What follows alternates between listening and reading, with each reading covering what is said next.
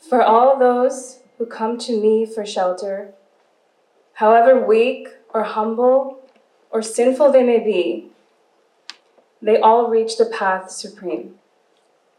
Gita, chapter 9, verse 32. So let me take you back to Toronto in the late 90s. It was a time of grunge, flannel shirts, amazing dance music, the East Coast, West Coast hip-hop rivalry, skater boys, and general angst. We were listening to Pearl Jam, Nirvana, Snoop Dogg, the Beastie Boys, and A Tribe Called Quest. So those are bands. And there I was, a teenager with an identity crisis, using alcohol, cigarettes, and psychedelics to navigate my confusion and frustration with life. I was looking for a way to transcend the pain, and I couldn't find one. I was in an abusive relationship. I struggled with severe insomnia and had depression and anger issues. I had dropped out of 2 high schools on account of poor attendance, and my relationship with my parents was strained, to say the least. Although I was raised in the Psi organization, I had departed when I was about 13. So in addition to being a high school dropout, I was also a Balvikas dropout.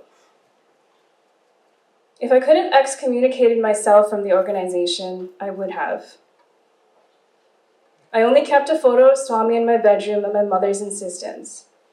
I swore up and down that I would never be back.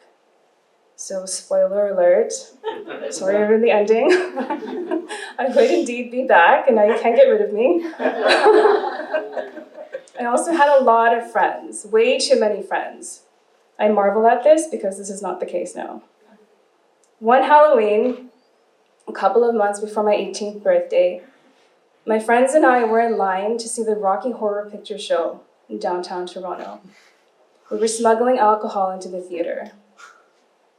I had finally gotten out of my bad relationship. And as my 18th birthday loomed, I started to think seriously about my life. As I stood there in my awesome drag queen costume in platform heels, bottle in one hand, cigarette in the other, I made a decision.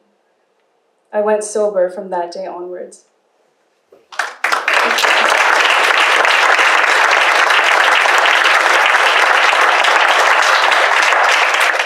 So the funny thing about sobriety, suddenly no friends. I was no fun anymore.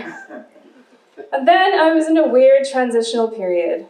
I knew I couldn't go back to my old life, but I didn't know what was ahead. I was now enrolled in a 3rd high school. My attendance was spotty, my performance wasn't great, and I was on the brink of maybe getting kicked out of this school as well. This was my last chance. So the thing is, I knew I had to become better. I didn't know how.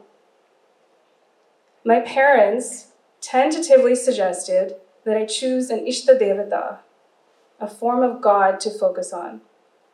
So this didn't seem like the worst idea. So I was like considering, I don't know, maybe like Krishna, Durga, or Lakshmi as the top 3 candidates to be my Ishta Devata. I was in no hurry to choose. What was the rush? One night, around this time, spring of 1999, I was fast asleep for once, dreaming about my friends and I hanging out in a park. This dream was suddenly interrupted by a blaze of light. The only thing that was visible was a figure in an orange robe with an afro, left hand raised. This figure communicated a telepathic message to me and departed. I woke up with a start. It was about 3 o'clock in the morning, and I said out loud to my empty room, I think I just had a dream about Swamy. It was Wednesday morning. I was in a state of shock for 2 days. I went to my classes and came home without speaking to a soul. And by Friday, I had calmed down just enough for the message to fully download into my consciousness. I went and told my parents that Swamy had appeared to me in a dream and said, "Fixate your mind on me. I will take care of the rest." In that direct experience, I saw the mercy and compassion of God. I had just taken one measly step towards the temple, and the Lord himself came out of the doors and down to the street to meet me where I was. And thus began the great love story of my life. Things began to turn around for me. I started to put myself in places where it was easy to think of God. I began singing bhajans. I was participating in service projects. I was even leading some service projects. I became the lead singer of a nonprofit band. I finally got some friends, and they didn't mind that I was sober.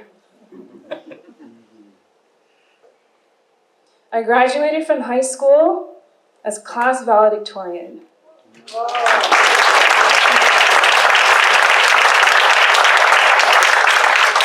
And I got into the first university of my choice.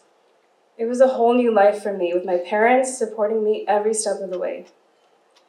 So I would love to tell you that since then I've been such an exemplary devotee. Everything has gone so smoothly for me, but that hasn't been the case.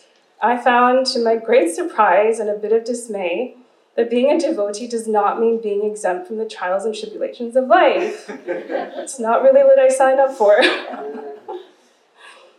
I also learned that transformation is not about the big flashing moments. It's about incremental progress, facing yourself, day by day, week by week, month by month. 2 steps forward, 1 step back. I used to have so much shame about my story. I often wondered what life would have been like had I not slipped so early on. But I had to have that dark night of the soul in order to be saved. Swamy Vivekananda says that life is the unfoldment and development of a being under circumstances tending to press it down. And I have had many dark times since, as recently as this year. But the difference is now I have the courage to face my inner enemies. The army of God is behind me, and the name and the form of my sword and shield. I don't need to cower and hide in consumption and distraction, in alcohol and substances and shallow relationships. I can do battle with my inner enemies and win this war. When I look back, I can't even believe how far I've come from the person that I was 20-odd years ago, or even the person that I was last year. This is the promise that God has made to each of us, that we all have a fighting chance of living up to our divine nature. Swamy says, man has to become God.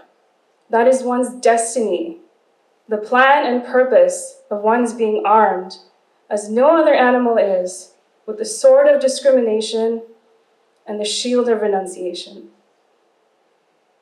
And finally, I just want to say, if you had told that jaded teenager that one day she would be standing before you and sharing her story, she would have laughed in your face.